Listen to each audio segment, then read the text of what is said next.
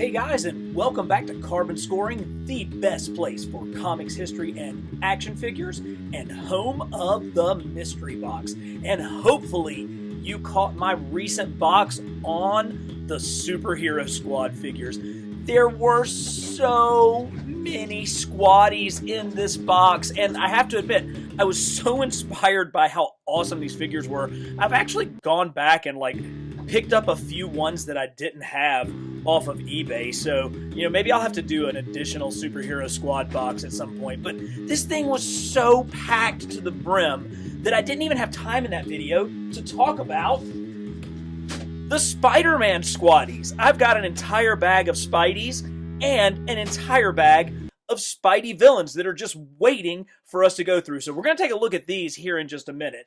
But this is an extra special video because not only are we going to look at that, we are also going to announce the winner of the Mafex Black Suit Spider-Man giveaway. So stay tuned for that later in the video. Hopefully you're the one that's going to end up with this Black Suit Spidey figure.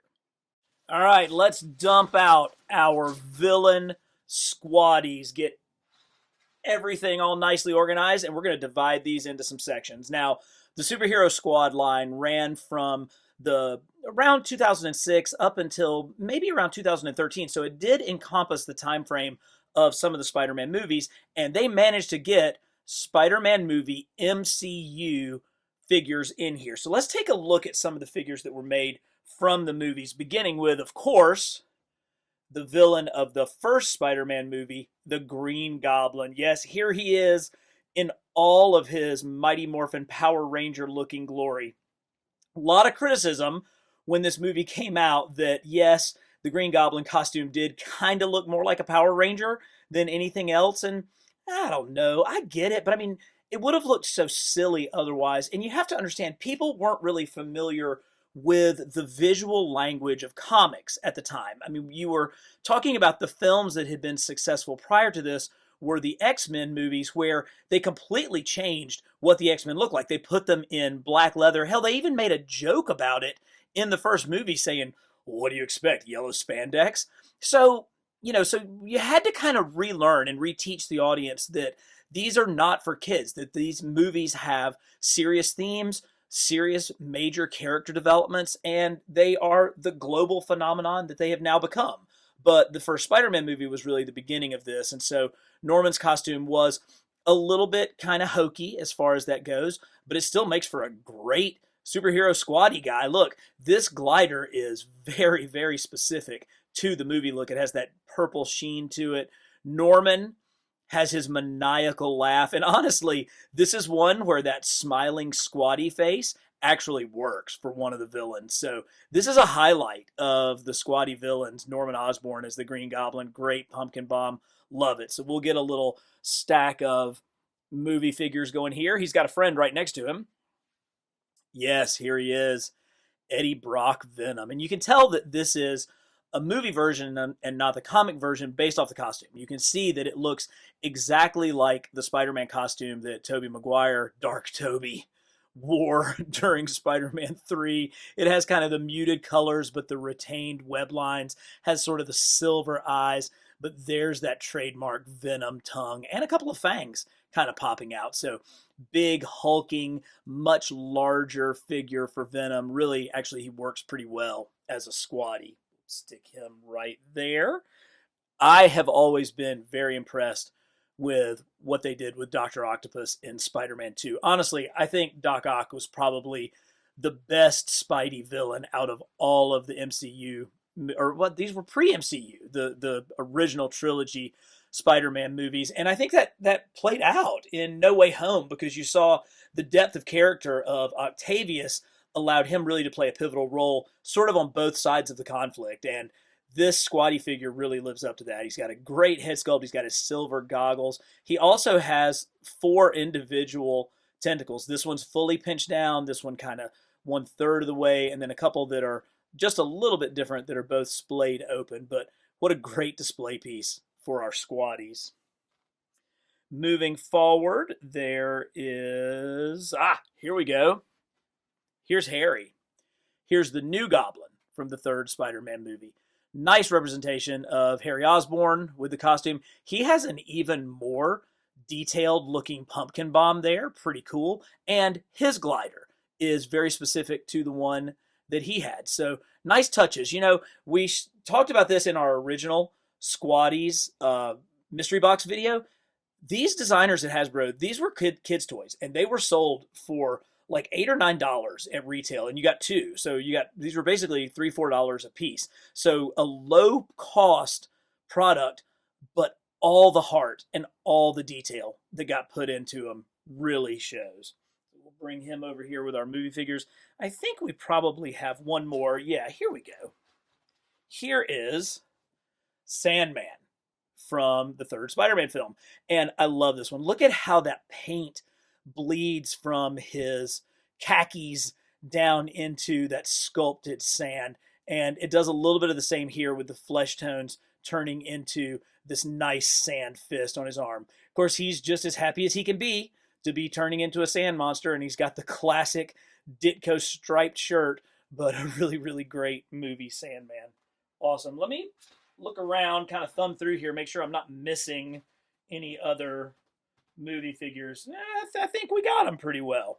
Now, there's a couple in this that actually aren't Squaddies. I have a couple of the Play School figures in here, one of which, again, is Doc Ock. And gosh, as good as that movie Doc Ock is, this one's even better. I mean, I like that. It's got ball shoulders. He does have movable hips. The tentacles don't move. They're not articulated at all, but they are splayed out in a really nice fashion so that you get kind of a cool looking Doc Ock there.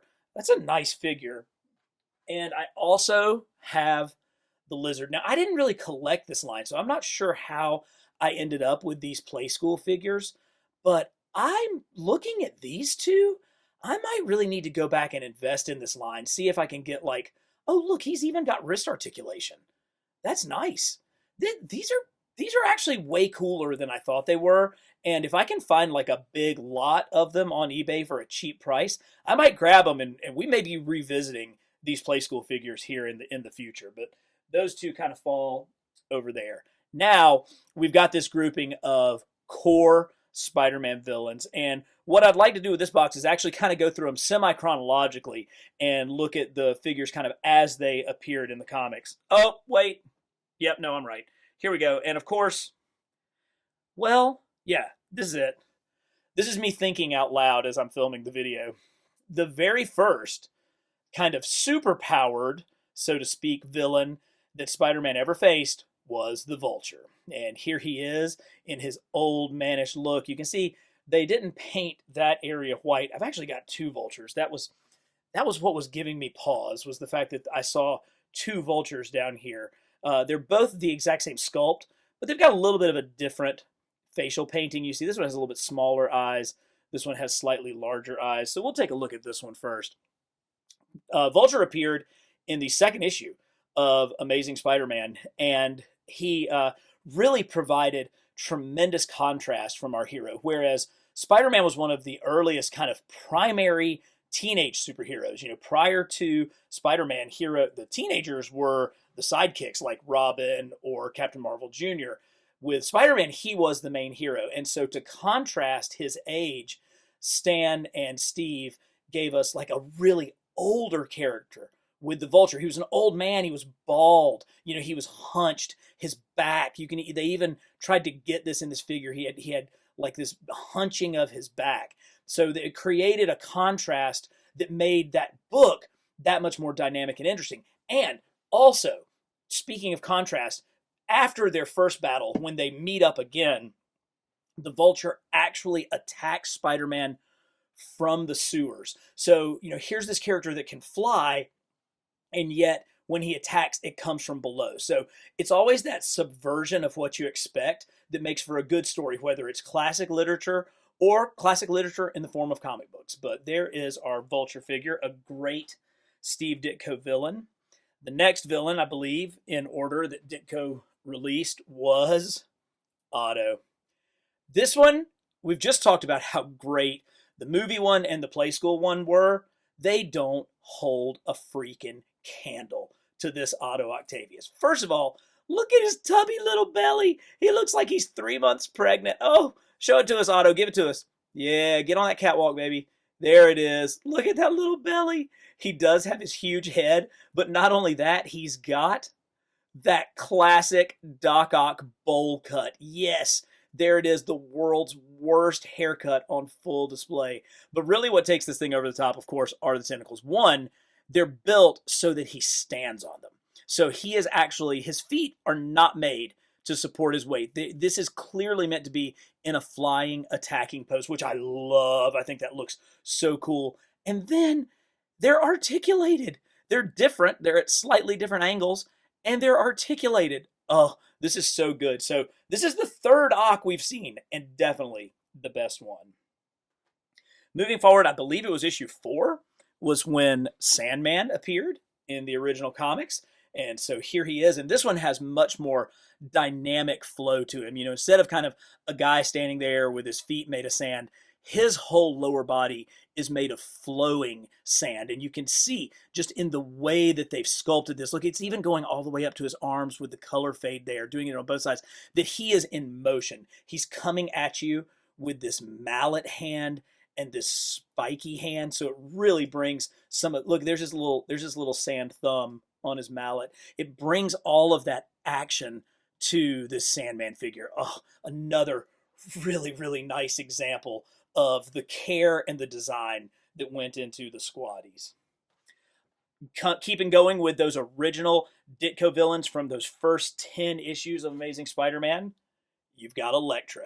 And there are very, very few characters who are more made to be toys than Electro. And it's all about that crazy mask. And boy, they did it right. I mean, you've got the spikes, the 5-pointed, starfish looking spike mask. He's got his electric bolts coming down. Of course, he's got the bolts coming off his arms. And they could have gone with arms that they'd already sculpted for any number of these other figures, and nobody would have cared. The kids that were buying these wouldn't have cared, but they didn't. They made sure to put those extra touches right there, even painting the bolts on the back. So way to go, Electro. Welcome to our Ditko group. And one more in this section, Mysterio.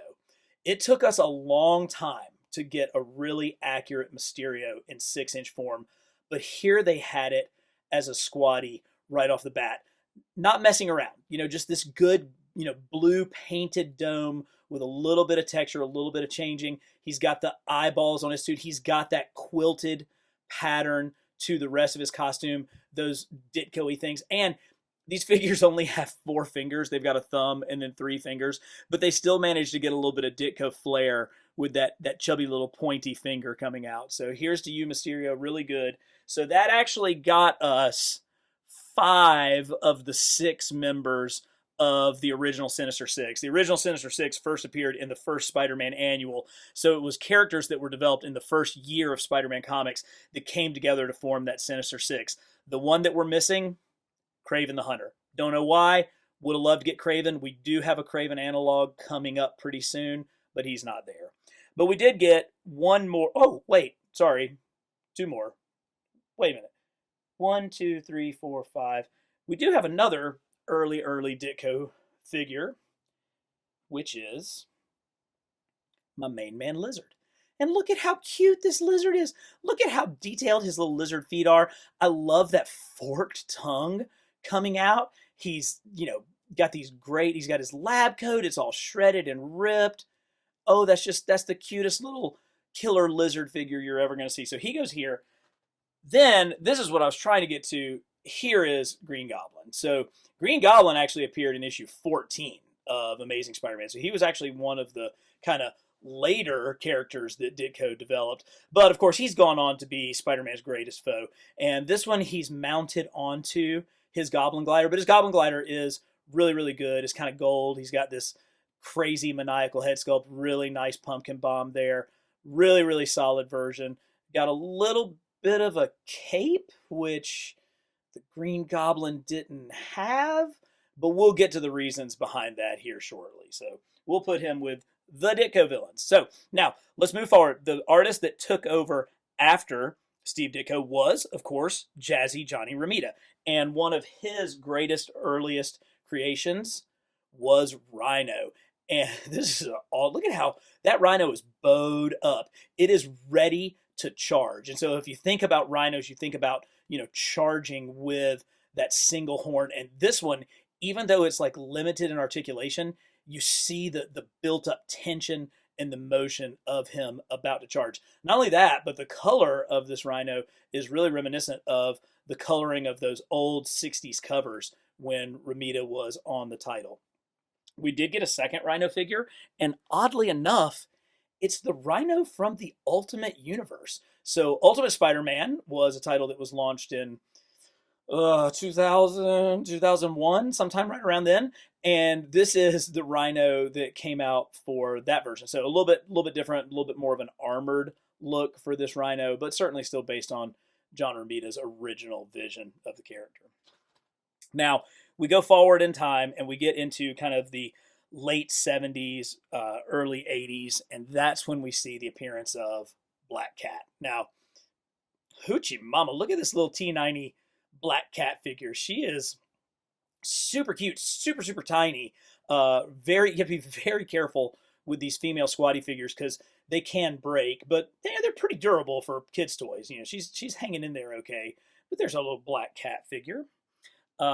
We then move to one of the great figures created during Roger Stern as the writer and John Romita Jr. And this was kind of my introduction. This is when I began reading the books, was during the Hobgoblin saga. So a couple of differences between the Hobgoblin and the Green Goblin. Hobgoblin has little peg holes in his feet, so he can come off of his glider. So his glider is a separate piece. He has the Great Pumpkin Bomb. He's got that same happy face. And of course, Hobgoblin did have a cape. So unfortunately, what you come to realize is Hobgoblin was sculpted first, and then they just repainted it for Green Goblin. And that's why Green Goblin has a cape, because it's just basically a repainted version of Hobgoblin, which is ironic, don't you think, seeing as how the Green Goblin was, the progenitor of the Hobgoblin. So everything old is new again, and the whole world is backwards. So there we go, Hobgoblin. Now, in the kind of middle 80s, one of my absolute favorite artists, Ron Frenz, was on the title, and he created this character, Puma, along with writer Tom DeFalco. And Puma is clearly a Craven analog. I mean, you can see the similarities. In fact, if you take a look at one of Ron Frenz's covers for when the Puma first appeared, you can see that it obviously was an homage to Ditko's Craven the Hunter cover. So that's definitely one of the things that's there. But there's a cute little Puma figure. He's been kind of a throwaway character. He's had some moments, but he hasn't really ascended into B tier status. He certainly isn't A tier status. I mean, you're not going to see this guy tromping around on your movie screen anytime soon, but he's one of my favorite C-listers because he was drawn by one of my favorite A-lister artists, Ron Frenz. Oddly enough, we got, or I don't know why I have two versions or two different Tombstones, but Tombstone's another 80s creation. His backstory goes back with the associate editor of the Daily Bugle, Robbie Robertson, and Tombstone was kind of the big bad on the Spectacular Spider-Man cartoon, which would have been airing roughly around the same time. So maybe that was what led to the decision to include Tombstone in the line. If we were going to get like a big mobster figure, I would have rather had the Kingpin, but hey, any opportunity to get a unique Spidey villain, I'm all about it. We can't forget our favorite symbiotes, and we have multiple versions of Venom. So this is meant to be a comic Venom. It's got the white spider logo, but you can see it was obviously kind of a repaint from one of the movie figures, because the movie figures had those etched in web lines, and these are big. They're not painted on. They do have a wash over the top of them, but they're actually sculpted in. So it's not like you could just easily get rid of them, but you can just paint them black, and that's obviously what they did. Much longer snaking tongue. Just a really cool Venom figure. Here is another one that again kind of used the exact body that we saw on the movie Venom. It's the exact same one, but with this metallic bluish black paint. It takes away from some of those sculpted in lines. And of course, bringing out the white spider logo really does that. But there's that little teeny tongue with some fangs coming out. So cool. This one, though, this last one's my favorite because this is a pure comic Venom. And it actually harkens back to the very first appearance of Venom when Todd McFarlane created the character. Before Eric Larson, the artist, really kind of got crazy with the tongue, Todd just had him more with that big maniacal smile. And so for me, this is like a Venom Origins superhero squatty figure. But he's buff, man. That's a pretty buff Venom figure. I love it. And of course, last and least, because I just don't love the figure, the character of Carnage, but they did do it right. I mean, he's got all of his crazy tendrils. He's got a nice paint app. He looks crazy and bad even for a squatty. So I'll give him credit for that, even though I'm not the hugest Carnage fan. That's a pretty daggum good figure. I hope you're enjoying this look at all of these different squatty figures. I know you kind of took a chance when you clicked on a video link that had a kid's toy on it, but what I hope is that you understand the passion that we have here for these toys here at Carbon Scoring. You know, we are working to bring you not only open your eyes to things that maybe you haven't seen before, but also remind you of the nostalgia and the pure joy of collecting. And so if that's what you get from these videos, please consider going ahead and subscribing to the channel because we're going to work every week to keep tickling that nostalgia button and bringing back the great memories of your childhood or starting some new ones. Spider-Man, Spider-Man does whatever a spider can. Okay, so glad that they gave us a bazillion different Spider-Man squatties, and we got movie ones, we got comic ones, we got variation ones, we got all kinds of squatties. And while I can't get enough Spider-Man, I am glad to say that we're going to go through and have some real fun looking at all these different squatties. Let's do movies first, like we've done with the previous villains, and here is a pretty classic movie figure. So, you know, these are based off of the original trilogy, Sam Raimi, Tobey Maguire movies. And so you're going to get that kind of silver web line. So these are sculpted web lines. They're raised, and then they've got the silver wash. That's a lot of paint detail for a 2-inch action figure. Because when you take that into account, they've also got the spider there. They've got the distinctive movie spider on the back. They've got really nice paint around these eyelets. A lot of detail going into a little figure. And of course, remember, squatties only have 4 fingers, 3 fingers, and a thumb. Look at how we do the thwippy with the 1 finger in the middle. So it's kind of like a reverse bird, basically, but we get the little thwippy look there. So movie Spidey. There's going to be a bunch of movie Spideys. Here's one. Yep. Again, you can always tell the movie Spideys by 2 things. The distinctive movie logo and the silver raised paint. You know, here he is. He's got his thwippy going. He's got a fisty hand, everything that we always ask for. That's really the only articulation are at the shoulders of those 2, but unique sculpt. Spinning around. This one's one here is kind of a battle damaged Tobey Maguire Spidey. I loved when in those early movie lines they would do the battle damaged figures where his costume was all ripped up, his mask would be torn up, his pants and everything. So here we see that in the Superhero Squad line. This one probably came in a 2-pack with like Green Goblin, but nice happy Peter Parker, Tobey Maguire head there. Oh, this one's nice. I love this. Look at how much action we're getting in this 2-inch figure. Look at this thing. I mean, this is almost like a McFarlane pose from like issue 301, the cover of issue 301. That's so cool to have him. And of course, he balances on the web line. So just a really neat display piece for our squatty Spideys. We'll keep finding. Here's another one. Here, oh, there's another great one. So this one is blasting webs. So obviously he doesn't have web shooters because this is Tobey Maguire Spidey and he's got organic web shooters, but they're still coming out of the holes on his wrist, just like we would expect. So he's got his webs blasting out, and he's in that great kind of crouching Spidey pose. So a great combination for that figure. Let's just start grabbing them and kind of seeing what we have.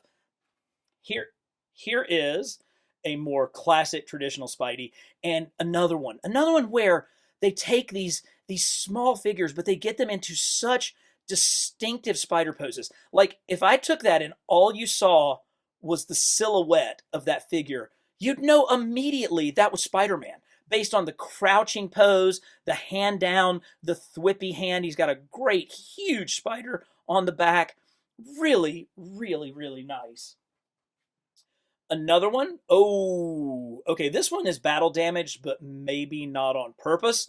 Looks like he's had a little bit of a diabetic toe amputation here. We've had to remove some skin cancer off of his face. He's been in battle because his web shield has taken a hit. What does this? What on earth at my house would create such a clean break on this figure? That's too bad because I think this is the only one that I have with the web shield. But so it's kind of like Cyclops Spider-Man with. Oh, you know what would be cool is like if I could turn this into like a cyborg Spider-Man figure and like put new cybernetic parts on him to make him kind of come back to life. That'd be kind of neat. I'm not gonna do it, but it would be kind of neat. Here's another, just a classic, just a really clean posed classic movie Spidey. I like this one because he has an open hand. He might have held something. You know what? He might have been. This is the same sculpt. So he actually probably had the web line, and I just missed it. But this is the movie. It's pretty funny that I picked that up. This is the movie version of the comic version of the web shield Spider-Man. Okay, cool. We'll take it. I like this one. I like them all, but I like this one. This is kind of an Amazing Fantasy 15 looking Spider-Man because instead of the blue, you get the black like Spidey was painted and drawn up in his very first appearance. Also, you got the super awesome web wings underneath his armpits there. Again, that's Spider-Man. That's no one else. I mean, you could just squint and look at it and know that is in fact Peter Parker Spider-Man. So cool. Here is the comic version of the movie one that I was gushing over. And gosh, I don't know, is this my favorite? We're going to have to like decide at the end of this which one is my favorite. I haven't shot the thumbnail for this video yet, so I've got to decide who's going to make it. Pretty good chance it's this guy. Here's the blue version of the Amazing Fantasy one we just saw. Really nice. I hate that he's got a little bit of a ding. But again, I let my kids play with these. These I found these when I was cleaning up during the beginning stages of the pandemic. I went around my house and tried to get all of my toys together, get everything back. But these were for the kids. I mean, this is what they were made for, and they got love. They made it in the bathtub. They went to the beach. You know, they went everywhere because they fit right in your pocket, and they're just super freaking fun. I mean, I can't remember how many of these things I dug out of the back pockets of the minivan when I was trying to get all the toys back together. Can't forget Symbiote Spidey, the black suit, and boy, this is nice. Look at how tight that the spider is. You don't do that right, and these figures look like crap. He's also got pretty sweet ball spinny shoulders, and look, got the little dot there for where the webs come out, and different eyes. You know, a different shape. This is a different head. They didn't just slap the same old head on it. They gave it a new one, which I think is very cool. Oh, I like this one. I like this one a lot. So he's got his backpack. He's webbed like his clothes and his camera into his backpack. He's in a very clear action pose. His feet are at different angles. But look at the asymmetric eyes. Now, lots of Spidey artists have done that. Eric Larson has done that. Even maybe a little bit. Ditko did it. Not a lot, but just a little bit. But nobody did it like Humberto Ramos. Humberto Ramos was the master of giving Spidey different eyes to provide different expressions for the character. So I love that. We'll call that the Ramos one. Here's another of the... Oh, this isn't a movie version. It looked a little... It's a little silvery, so it's got a little bit of a different kind of color, but here's that same one that is the same body mold as the web shield one. Two of these. Got no problem with that. Very happy to have more than one of the Amazing Fantasy Ditko Spidey. I have talked about this a few times in the past, how much I don't really like Iron Spider. I don't like it because of the portrayal in the comics. It felt like a betrayal to me. This was when Peter Parker kind of teamed up with Tony Stark at the beginning of Marvel Comics Civil War. He actually was convinced to reveal his identity to the public, and when he did that, Tony gave him like a suit of spider armor, and this is what it looks like. I mean, this is a very accurate representation of it. During the middle point of the story, kind of the big turning point of the Civil War story is when Spider-Man realizes that he is not on the pro-registration side and switches over to Captain America's anti-registration team. That's a great book. If you haven't read, the movie's great, really great. If you haven't read the comic, that's one of the last great event comics ever done, is Marvel Comics Superhero Civil War. So check that out.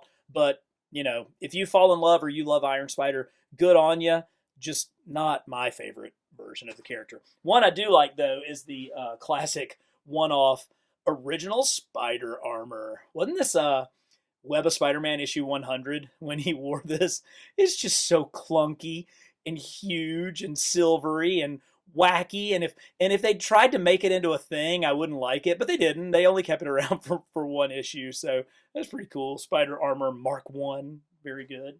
Couple more black suits. We've got kind of the stoic black suit. Oh, and then the same black suit, only with silver paint, but I like this sort of simple stoic black suit. Really good, really thin. You know, black is obviously very slimming. It's not a coincidence that the Carbon Scoring t-shirts are black. That's pretty much on purpose, but you can see how slimming the black is on good old Peter here. Very nice. Oh, Ben Reilly. I adore Ben Reilly. Talking about a character who I really did like, and they have done so wrong in the comics lately, is Ben Reilly. But his costume, his like Mark Bagley, Dan Jurgens design costume with the web shooters on the outside, with kind of the split, looks so good. It's one of my favorite alt Spidey suits. I love the fact that they kept it alive with Spider-Girl Mayday Parker, but that's a good one. I'm glad we have that one in our collection. This one's cool too. Different head, different eyes, more McFarlane-esque looking eyes. Great spider on the back, a little bit deeper wash, but he has his web shooter. I think he fit into a lamppost. I think this one pegs in and is supposed to look more like this. So I think that's the way this is supposed to go with this peg from his webs, is that this is supposed to be like an inverted Spidey. Wish I still had that lamppost piece. Never ends.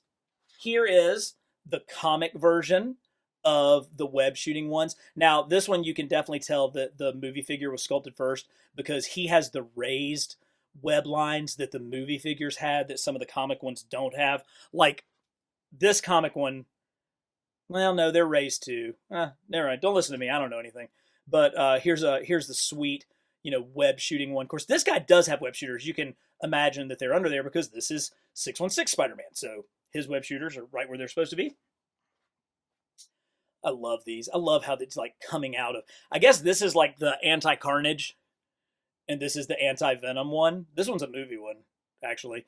But we got, it's cool that they didn't just do them the same. So we've got like red goo fighting comic Spider-Man, black goo fighting movie Spider-Man. Very, very choice. The Headless Spider-Man, it's a rare variant. So sad. Looks like it was actually a really good one. We got the kind of classic posed fist up Spidey, looking really, really good. And just your absolute traditional thwippy Spidey in his action pose, crotch down, ready to go, fully detailed, beautiful eyepieces, well done painting, just a toy made for kids, but made with love by the designers. And that's exactly how I feel about all of these Superhero Squad figures. They were kids' toys that any of us collectors can still love, appreciate, and enjoy. Okay, guys, this is the moment that many of you have been waiting for, the reveal of the winner of this gorgeous black suit Mafex Spider-Man. So let me grab the random number generator. We had well over 1,000 people who hit like, comment, and subscribe to our video. So let's give this thing a shake. Comment number 139. Let's go to the comments and see who won. And here it is. Number 139 comes from Quackadujo8839, who says, my favorite memory with the black suit is watching Spider-Man 3 with my brother when we were kids. I used to do the Bully Maguire dance in my house.